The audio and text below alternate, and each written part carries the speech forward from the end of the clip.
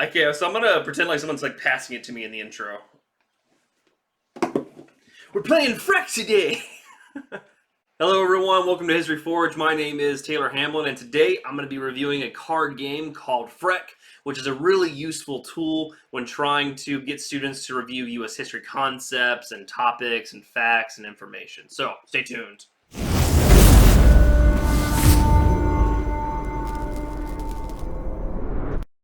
So Freck is a card game. As you can see, you get a lot of different packs, and you can buy Freck either in packs or you can buy them by the case. I recommend buying them by the case just because you do get a lot of different packs that can be used throughout your school year. They have a lot of different types of packs too. So the one I got was early U.S. history because that's what I taught, so that's what I was most curious about.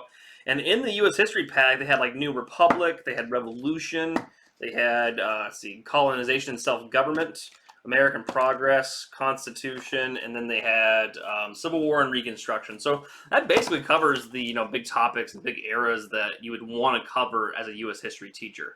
So what I immediately noticed with my friends who played this game, which by the way you can watch that YouTube video of us just playing the game and just kind of talking about it, we were really impressed with just the quality of the cards. And so if you kind of look at them, I'll put one up here to the camera, you can kind of see how clear and crisp they are. I mean, the words are very nice. The cards, they feel like real cards. It feels like quality. So I was really happy to see that, because sometimes you just never know with education resources. And the information on them was pretty straightforward for the most part. So you get a lot of different kinds of facts and information in like one deck. So you can kind of see that some of them have photographs, and you have to guess like who the person might be. And you notice too that each one has like dollar symbols on them, or not each one. Some of them do, but some of them have like dollar symbols, and some of them are like kind of like trap cards. We started calling them. So like they say like help. These are like little powers that you can get. So like when you get the cards and you read the rules, you kind of realize, it is very much like, it feels kind of like a game of Uno with history facts. Like you can get people to like steal cards, you can like duel people, you can challenge them. So it is very fun to do. It just makes the game a little more than just like trivia with cards. And so if you're curious how the game works, there's a lot of different ways to play it, and I'll review some of those ways at the end of this video. But the way that my friends and I played is we just kind of went around in a big circle, and one person would read out the card, and the others would have to guess what the thing was that we were trying to get them to guess based off the clues. And I'll kind of show you what that might look like. So I have a card right here, and it says the clue is policy, or that's the category of it, so we know it should be a policy. And it's worth $3, and they go from $2 to $5. The higher it goes, the more challenging it gets. So this is kind of a mid-level clue. So the clues are, I'm ratified on July 9th, 1868. I'm be really curious if the viewers can get this. The second clue is, I protect civil rights. Third clue is, I directly affect newly freed slaves. Fourth clue, because of me, the southern states passed black codes to restrict the civil rights of newly freed slaves. And then the final clue is, persons born unnaturalized in the United States are citizens. Did you get the guess? Did you guess it? It's the 14th Amendment. So yeah, that's what they look like. So you can kind of see, I read off the clues, and that's the 14th Amendment. And so if a student got that right, then they would get this card. And I think it's really interesting how they put dollar symbols on here. I like that. So like there's a lot of different ways that a teacher could scaffold this, and like, say that students had to get up to $10 worth of guesses, or once they got $10, maybe they can, do something in the classroom, or maybe it's like the amount that they need in order to pass. Like there's a lot of different ways you can do this. Something else that's interesting too is some of these are pretty tough. Like, in the United States, early American history is mostly taught to 8th graders. And so, for middle schoolers, I think some of these would be kind of tough. Like, this one, for example, I'll read another one. It's another policy one, and it's worth $5. This is one of the tougher questions.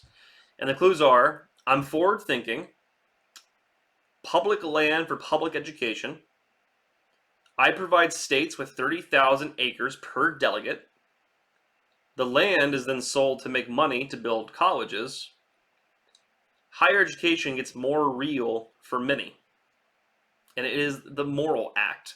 So again, that can be really tough, I think, for an 8th grade student to get, and honestly, I don't even remember covering this.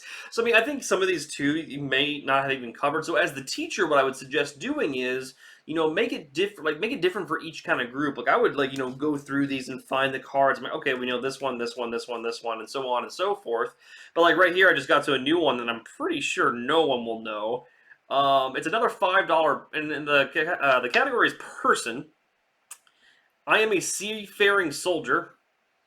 I'm Chilean. They actually like tell you how to say Chilean. That's good for 8th graders. I carry dispatches under heavy fire during the Union victory at Fort Fisher. I'm the first Hispanic to receive the Medal of Honor, and my initials are P as in Peter and B as in boy. And it is a person called Philip Bazar. Or Bizarre. I have no idea how to say this. Again, I've never heard of this person. And I don't think my students will either. And some of these are, again, really tough. And so, as a teacher, I would go through and leaf through them. But it could be a really good way to differentiate. So, say you had students who were already, like, they are nailing the $2 and $3 ones. And maybe even the $4 ones. Maybe give that group, you make a group of those kids and give them the $5 ones as a challenge. Like, that's their challenge one. So, you can even, like, pull cards out. That's my idea. So there are some challenging cards in the decks, but I would also say that there are plenty of cards that your 8th grade students would get if you're teaching to that age group. Other Freck decks would be used for high school students, and I think they would even be more ready to do it. So to give some examples like this one, what city does the Confederacy have as its capital? It's wait, what is it? It's Richmond. I got that answer too when I was playing with my friends. So yeah, it's Richmond. And this card is cool because this kind of shows you the differences. So this one's called Defend. Just fend off one attack from an opponent. And so, like, the way my friends and I played this, like, if you got this right, you get this card, and now you have the, this special power. So if someone tries to do this next card to you, which is the Nope card, this person can try to make an opponent skip one card round. Well, if you have a defend card, you'd be like, nope, I'm not doing that. I can defend against myself. And so, again, it just adds a layer of, just kind of fun stuff to it. I would say there's probably, I didn't count, but just like looking at the piles on my desk, 20 to 25% of the cards are probably like these. There's some other fun ones too, like Grab. You can steal any one card from any opponent. There is the Trap card, All Play. First Wrong gives reader one card. So again, it just adds different things. The Help card, if you can answer it again if you missed the first time. So, like, when we played the game, like, if you guess and get it wrong, you're out of that round. But if you had the Help card, you can do 2 guesses. You got a Boost card. So your high card is twice at the end of the game. Oh, that's cool. We didn't have that when we were playing the game. So yeah, that's one so your $5 card, or is it $5? Here we go. Yeah. So like if you did this, that would be $10 then. So again, it just makes it more fun, entertaining. You got dual cards where you can actually like challenge one person for their card. And this card never came up, and I wish it did. It's called the Illuminati card, and it says the first wrong answer, all players must give reader one card. And it's a big question. So name 9 of the 11 states of the Confederacy. I mean, I guess if you know your geography really well, just by like guessing the South, you'd probably get most of them. But yeah, I thought that was kind of fun. So a lot of cool different ways to play this game. A lot of fun cards. I'm intrigued with this group. I think there's so much potential here. And so what I would like to do is I would like to show you the other different ways you can play using these cards. Another great thing about Freck is their amazing website that they have. These guys have done such a good job of putting everything together and creating resources for teachers to use the actual decks. Because sometimes this stuff can kind of be confusing, but they do try to make it as easy as possible. So, you see the website right now that I'm going to explore a little bit. You guys can see the Freck deck. I have noticed too that since I last looked at it, they actually have reduced their price quite a bit. I'm making this video during quarantine right now, so maybe that's why. And I didn't really want to make this video about quarantine, but honestly, I think it would be a great time to buy these decks and play, just because kids and their families can play. This could be a really fun way for parents to bond with their kids, just because it does feel like Uno with history and trivia. So getting into the other stuff, like if you go into here, you can kind of see they have a lot of different decks, and they have this little thing that says how to play Freck. That's what I'm really concerned about right now. And if you scroll down, they have amazing visuals that help you with, like learning how to play the game. So I know in this video, I didn't really talk a lot about how to play the game. Again, if you want to see how like a bunch of teachers learned how to play, there's another video that's much longer that you can watch. And these guys have videos too to kind of explain how. So if you look at the pictures, plenty of different details. They got like nice little visuals that you can see. If I scroll up, I want to go to the PDFs that they have actually, and I actually have one open right here. So I'm going to just zoom up. They have these little PDFs that you can actually like print off or download, or if you're using Google Classroom, you can use that. And as you can see, it just looks so good. Like it looks like a very professional, teacher tool that kids would really be absorbed by. So they got the goals of Freck, they got how to play, the quick steps and all that. They tell you how the cards work. So if you're interested in playing this game, but you don't think you'll be able to figure it out, I promise you can. Like me and my friends figured it out with one sitting. If you're a teacher, it could be a fun way to play with other teachers right now, just to kind of figure it out. And if you're worried that the game is going to get boring after a while, like, if you're just going around in circles answering questions, that could get kind of dull. Freck has already done you the favor of creating different activities. And so, like right here on, looks like page 8 of their PDF that's on their website, they have where, it says do more Freck activities. So, number one, how do they relate? And you can keep going down. Number two, where do they fit?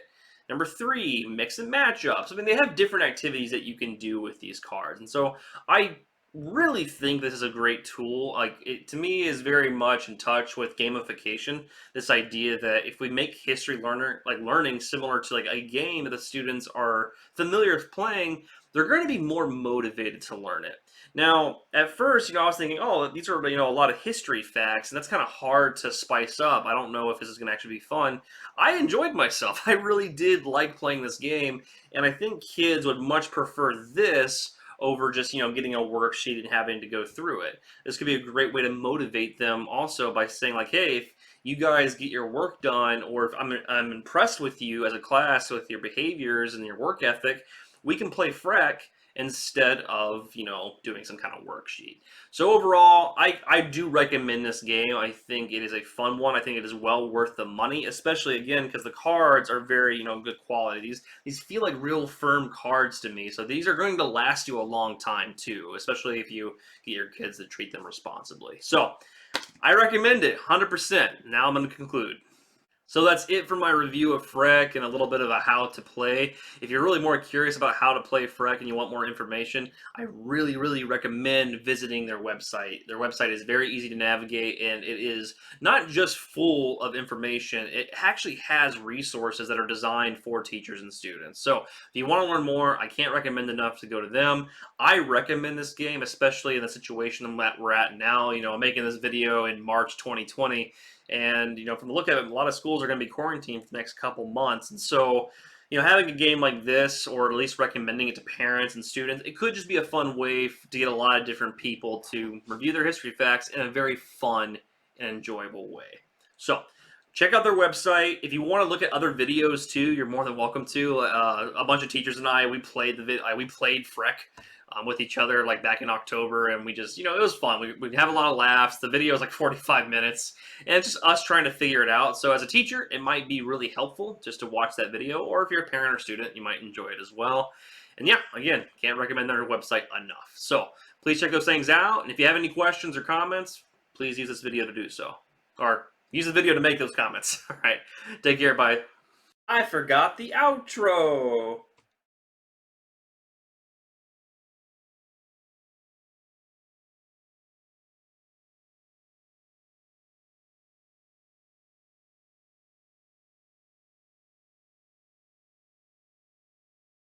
Like, you can see the bruises on my big bald head from like when I didn't catch it and it hit my head.